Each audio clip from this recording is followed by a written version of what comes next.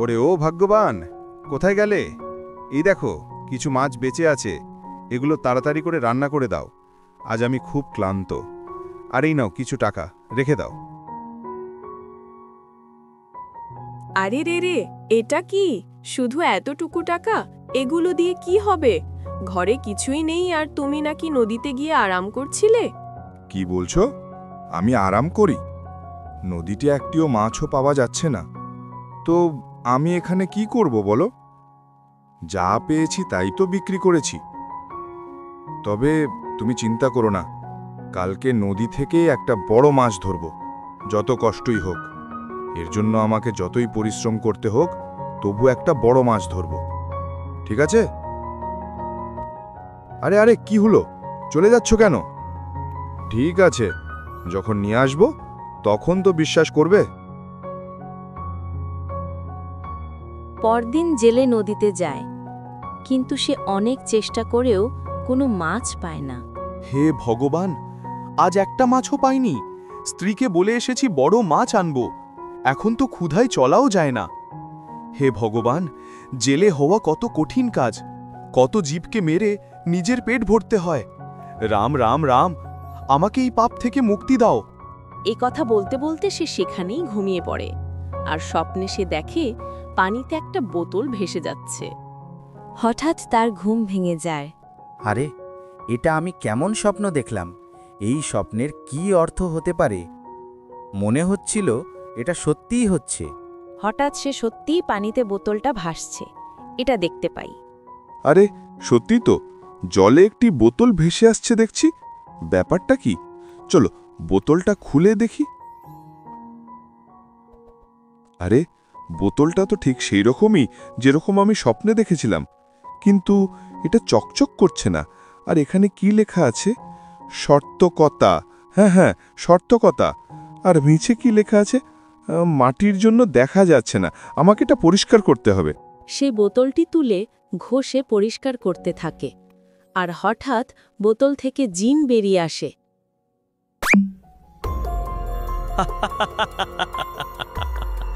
ধন্যবাদ আমার আকা, তুমি আমাকে মুক্ত করলে। হে ভগবান, হে রাম, এ কেমন দানব? এ কে?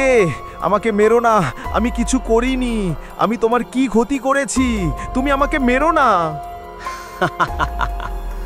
না আকা, আমি তোমাকে মারতে পারবো না, আমি তোমার দাস। কি বললে? দাস? সত্যি তুমি আমার দাস? কিন্তু তুমি আমার কবে থেকে দাস হলে? আমি তো আজকে প্রথম জানলাম যে কেউ আমার দাস আছে। তুমি আমাকে এই বোতল থেকে মুক্ত করেছ, তাই আজ থেকে আমি তোমার দাস। তুমি আমার কাছ থেকে যে কোনো 3টে ইচ্ছা পূরণ করতে পারবে। আরে বাবা, তুমি এটা খুব সুন্দর কথা বললে, শুনে অনেক মজা পেলাম। সত্যি কি তুমি আমার 3টে ইচ্ছা পূরণ করবে? হ্যাঁ, আমাকে তোমার যে কোনো 3টে ইচ্ছা পূরণ করতেই হবে। এবার চাও তুমি কি চাও? সত্যি? তাহলে প্রথম ইচ্ছা টাকা ভর্তি একটা থলি, আর বাড়ি যাওয়ার জন্য সওয়ারি চাই। যেমন আপনার ইচ্ছা আকা, আপনার প্রথম ইচ্ছা পূরণ হলো। আরে বাবা, এতগুলো টাকা দেখে তো আমার স্ত্রী অনেক খুশি হয়ে যাবে। আমার আকা, তোমার প্রথম ইচ্ছা পূরণ হলো। এবার বলো, এবার তোমার কি চাই? দ্বিতীয় ইচ্ছার জন্য আমাকে আমার স্ত্রীর কাছ থেকে পরামর্শ নিতে হবে। হ্যাঁ, এটাই ঠিক হবে। এই যে আমার দাস, দ্বিতীয় ইচ্ছার জন্য আমাকে কিছু সময় দাও, আমি একটু ভেবে দেখি। ঠিক আছে, আমার আকা, যেমন আপনার ইচ্ছা। ভাবা হয়ে গেলে আমাকে বলো, আমি তোমার জন্য এখানেই অপেক্ষা করব।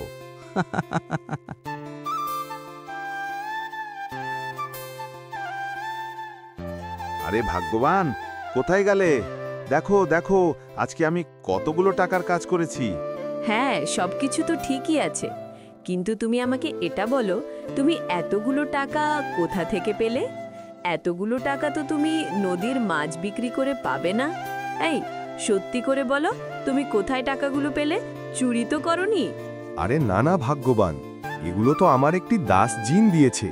কেমন দাস? আর তুমি তাকে কোথায় পেলে? এরপর জেলে তার স্ত্রীকে সব কথা বলে। তুমি ভুল করেছ। তুমি এটা কি করলে?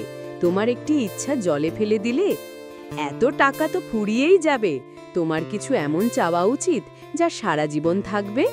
আরে ভাগ্যবান, তুমি চিন্তা করো না, আমার কাছে এখনো দুটো ইচ্ছে আছে। তুমি চিন্তা করো না, আমি এক্ষুনি যাচ্ছি আর এমন কিছু চেয়ে আনবো যা আমাদের সারা জীবন থাকবে। জেলে আবার জিনের কাছে যায়।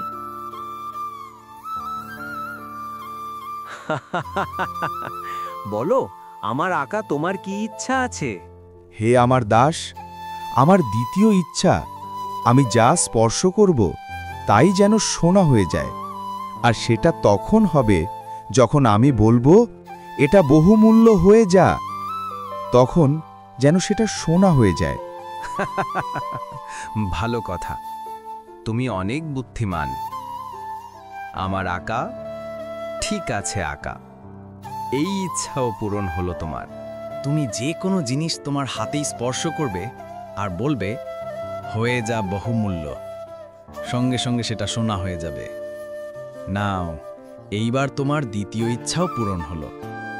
এইবার তোমার তৃতীয় ইচ্ছা তাড়াতাড়ি করে চেয়ে নাও। না না, আমার দাস, আমি দ্বিতীয় ইচ্ছা পরে চাইব। এটা বলে জেলে সেখান থেকে চলে যায়। আমাকে এটা দেখা উচিত যে এই বরদান কেমন কাজ করে। সে গাছের পাতা ছুঁয়ে বলে, হয়ে যা বহুমূল্য। আরে বাহ বাহ, এটা তো সত্যিই কাজ করছে। বাহ ভগবান, বাহ, তুমি তো আমার আজকে সব ইচ্ছা পূরণ করে দিলে। আমি এখন বাড়ি গিয়ে সবকিছু সোনা করে দেব, তারপর শুধু সোনাই সোনা হবে।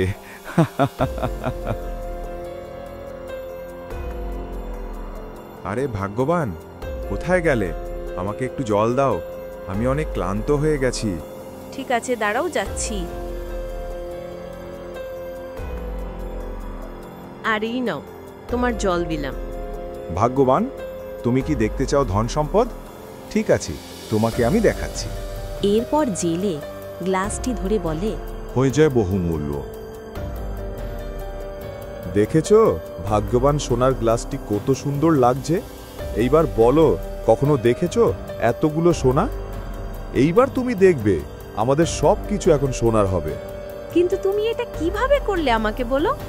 আরে ভাগ্যবান, আমি সেই দাসের কাছ থেকে চেয়েছি, তো এইভাবেই আমি আমার হাত রেখে যে জিনিসকে বলি হয়ে যাও বহুমূল্য, সে সঙ্গে সঙ্গে সোনা হয়ে যায়। এটা বলার সঙ্গে সঙ্গে জেলির স্ত্রী সোনা হয়ে যায়। এটা আমি ভুল করে কি করে ফেললা? আমি আমার স্ত্রীকেই সোনা বানিয়ে দিলা। এখন আমি কি করব? হে ভগবান, আমার স্ত্রীকে ঠিক করে দাও, আমার সোনা চাই না। ভাগ্যবান, তুমি চিন্তা করো না, আমি এখনই সেই জিনের কাছে যাচ্ছি আর গিয়ে তাকে আমি আমার বরদান ফিরিয়ে দেব। এটা বলে জেলে জিনের কাছে যেতে লাগে। তখন সে রাস্তায় একটি মরা সাপ দেখতে পায়। আরে, এই মরা সাপটি এখানে কিভাবে এলো? চলো, আমি এটা একপাশে রেখে দিই, না হলে এখানে কেউ পা দিয়ে দিতে পারে। এটা বলে জেলে যেই সাপকে তুলতে যায়, সঙ্গে সঙ্গে সাপটি সাধু বাবা হয়ে যায়। আরে আরে, সাপ কিভাবে সাধু বাবা হয়ে গেল? সাধু বাবা, তুমি কে? বেটা, তুমি যখন ওই জিনকে মুক্ত করলে, আমি লুকিয়ে সবকিছু দেখলাম। আর তুমি চলে যাওয়ার পর যখন আমি ওই বোতলটা তুলে লেখাগুলো দেখলাম, যেখানে লেখা ছিল এটা দুষ্ট জিন, সে তার মালিকের তৃতীয় ইচ্ছা পূরণ করার পর তাকে সে মেরে ফেলবে। আর এইভাবে করতেই ওই জিন আমাকে দেখে ফেলল, আর আমি তার কাছ থেকে বাঁচার জন্য এখানে মরা সাপ হয়ে পড়ে রইলাম। আমার তপস্যা এখনো এত শক্তিশালী হয়নি যে আমি তাকে হারাতে পারবো। ঠিক আছে বাবা, সবার আগে আমি আমার স্ত্রীকে ঠিক করব, কিন্তু তোমার কথা মনে রাখবো বাবা। ঠিক আছে বাবা, এখন আমি যাই।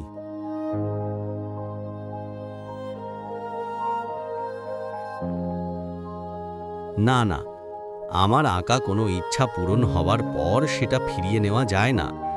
যদি তোমার কোনো তৃতীয় ইচ্ছা থাকে তো তুমি আমার কাছ থেকে চাইতে পারো। হে ভগবান, এখন আমি কি করব? আমি যদি এখন তৃতীয় ইচ্ছা চাই, তাহলে সে তৃতীয় ইচ্ছা পূরণ করার পর সে আমাকে মেরে ফেলবে। এখন আমি কি করব?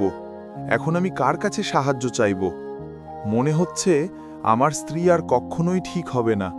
আমাকে এখন যেভাবেই হোক এই জিনকে ধ্বংস করতে হবে, তবে আমার কাছ থেকে তার বরদান যাবে। তুমি কি কারো রূপ ধরতে পারো? হ্যাঁ, আমি যে কারো রূপ ধরতে পারি।